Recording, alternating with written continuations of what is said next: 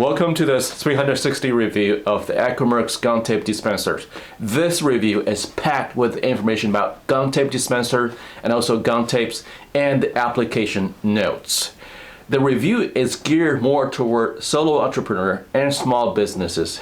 You have seen me using this tape dispensers. It actually works in my operations, but I want to make sure that this tape dispenser also works for you. And that's the purpose of this 360 review. So without further ado, let's get started. Today's agenda. So it's really packed with not just the features and information, but also with application notes. We also have timestamps every bullet points, so you can just fast forward. The most important is the manual pull and tear operations, unlike the automatic, but it's very lightweight. And the best thing, it doesn't require any electricity. If you're used to applying water by sponge and cut the tape by Caesar, and this is definitely an upgrade. So yeah, so in general, this manual tape dispenser is just entry-level gum tape dispenser for low volume. Talking about the gum tape versus the PST tape, there was a separate video that I did. The points to remember is the tamper resistance. And if you want to start eco-friendly, and this is entry level for you to start using the gum tape or Kraft tape. Gum tape actually bonds very well with the carton boxes. It does improve productivities. So you don't have to, go up and down sideways and to tape the boxes. Definitely the automatic water tape dispenser cost money, anywhere from a few $100s to $1,000.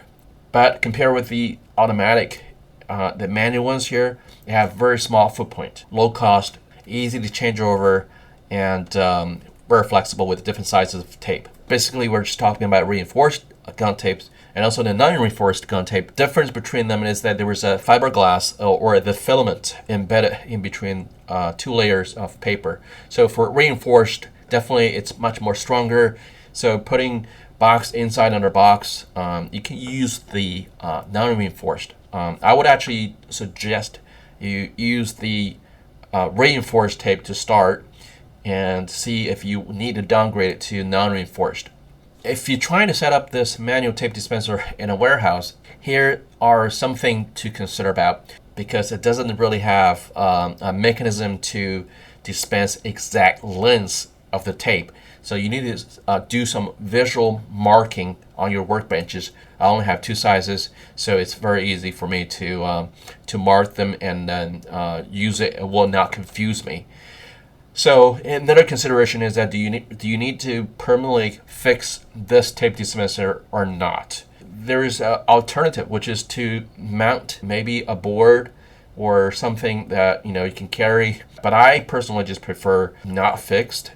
You're going to have the need to adjust your workbenches accordingly with the operators and make that comfortable for the person to pull the tape and then tear the tape. Cycle time, we do have a video for that, and I did 21 boxes, taped the top and bottoms and within half an hour, and I think that's very, very comfortable. You just need to clean the rollers. The rollers has a fabric on the outside. It's used as the water applicator, and also check the screws once in a while.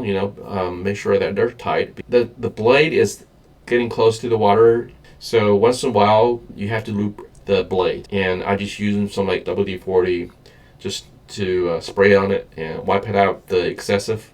So we're talking about the artists and crafters and makers. Most likely is going to be a non-reinforced tape. Are you okay with using a sponge? A lot of crafters, and they're just applying water by hand using a sponge.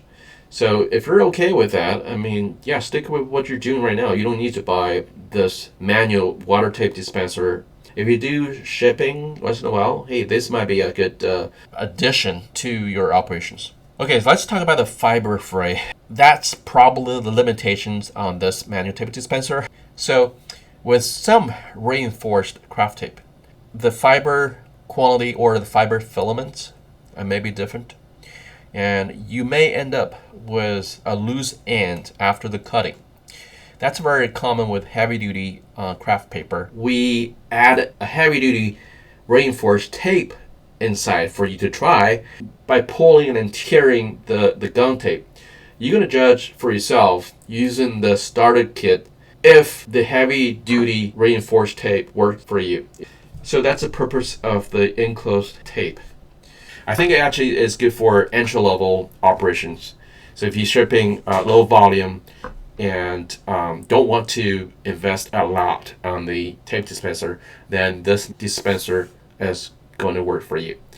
And if you use a light duty reinforced tape or a non-reinforced tape, then this one definitely works for you.